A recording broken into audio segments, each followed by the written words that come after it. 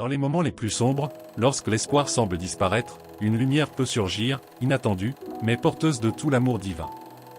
Ce fut au cœur d'un Shabbat paisible, entouré de silence et de prière, que tout bascula. Les bougies allumées illuminaient mon intérieur, mais aussi mon âme. Aveugle depuis des années, je sentais pourtant chaque mot de mes prières vibrer en moi, comme une symphonie silencieuse dirigée par Dieu lui-même. Mais dans un instant d'inattention, l'une des bougies tomba, et avec elle, le chaos s'invita. Le feu, d'abord minuscule, se propagea rapidement. Incapable de voir, j'essayais de l'éteindre, mais chaque mouvement semblait aggraver la situation. Les flammes léchaient les murs, et une épaisse fumée envahissait la pièce. Chaque respiration devenait plus difficile, chaque battement de mon cœur semblait être le dernier.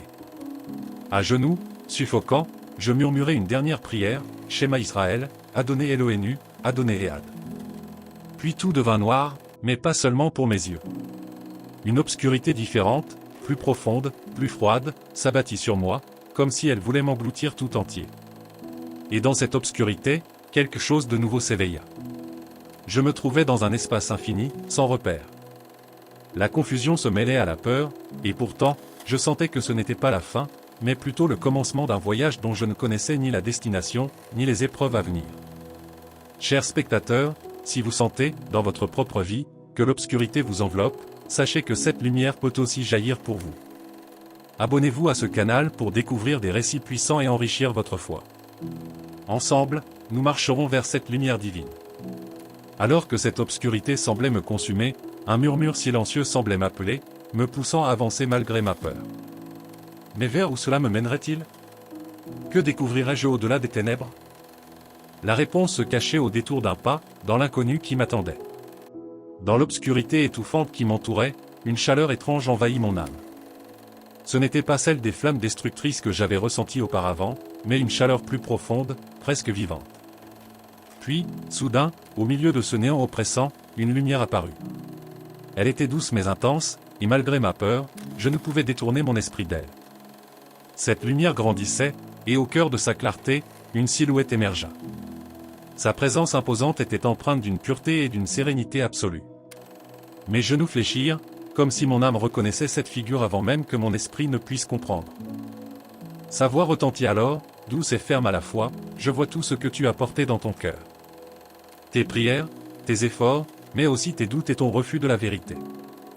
Pourtant, je suis venu pour te montrer la voie. » C'était Jésus. À cet instant, tout en moi vacilla. Comment pouvais-je, moi qui avais passé ma vie à étudier et enseigner, avoir ignoré une vérité si éclatante? Mes années d'aveuglement spirituel, bien plus profondes que mon handicap physique, me furent révélées comme un miroir brisé. La honte m'envahit, mais en même temps, une étrange paix commençait à se frayer un chemin. Jésus, avec une compassion infinie, me montra des fragments de ma vie. Il me révéla les moments où, sans le savoir, j'avais agi selon sa grâce. Je vis des familles aidées, des prières exaucées, et des âmes encouragées grâce à mes gestes, aussi petits soient-ils. Même dans l'ignorance, tu portais la lumière, dit-il, mais maintenant, tu dois la reconnaître pleinement. Chers amis, prenez un moment pour réfléchir, avez-vous déjà ressenti cet appel au pardon et à la vérité? Écrivez « Amen » dans les commentaires pour affirmer votre foi et recevoir cette lumière dans votre vie. Votre engagement ici peut être le premier pas vers une transformation spirituelle. Mais ce que Jésus me révéla ensuite surpassa tout ce que je pouvais imaginer. Une vision encore plus profonde et bouleversante m'attendait, prête à ébranler tout ce que je pensais savoir. Alors que je restais plongé dans la lumière, un torrent d'émotions m'envahissait.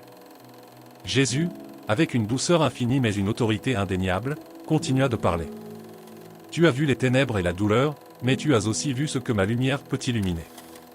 Maintenant, il est temps pour toi de choisir, continuer à errer dans l'ombre de l'ignorance ou embrasser la vérité et vivre dans ma paix éternelle. À ces mots, il tendit sa main vers moi. Hésitant, mes doigts tremblants touchèrent la sienne. Une vague de chaleur, d'amour et de pardon se répandit en moi. Tout ce qui m'avait brisé, les regrets, la peur, l'orgueil semblait fondre sous cette étreinte divine. Dans cette lumière, je ne voyais pas seulement Jésus, je voyais la promesse d'une vie transformée, un chemin vers une vérité que j'avais toujours ignorée. Dans cette révélation, il m'ouvrit les yeux sur des réalités profondes, la puissance du pardon, l'amour inconditionnel de Dieu, et l'importance de marcher dans sa lumière, même quand le chemin semble obscur. Chaque mot résonnait en moi comme un écho, gravé à jamais dans mon âme. Mais alors que la lumière s'intensifiait, il m'alerta doucement, le chemin que je t'offre n'est pas facile. Tu devras affronter les doutes, les jugements et parfois même tes propres faiblesses. Mais souviens-toi, je suis avec toi, toujours. À cet instant, je réalisais que ma transformation ne faisait que commencer. Mon cœur débordait d'une joie que je n'avais jamais connue, mais je savais qu'une grande responsabilité m'attendait. Ce voyage ne serait pas un retour à la vie ordinaire, mais une mission de témoignage et de foi.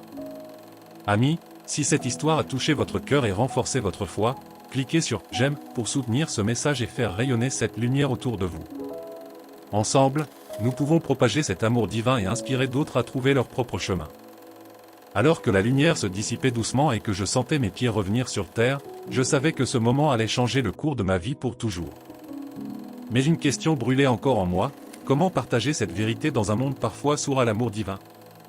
La réponse, je le sentais, se trouvait devant moi, dans une étape encore plus grande et inattendue. Restez avec nous pour découvrir la suite de ce voyage spirituel, une histoire de foi, de pardon et de transformation qui ne fait que commencer.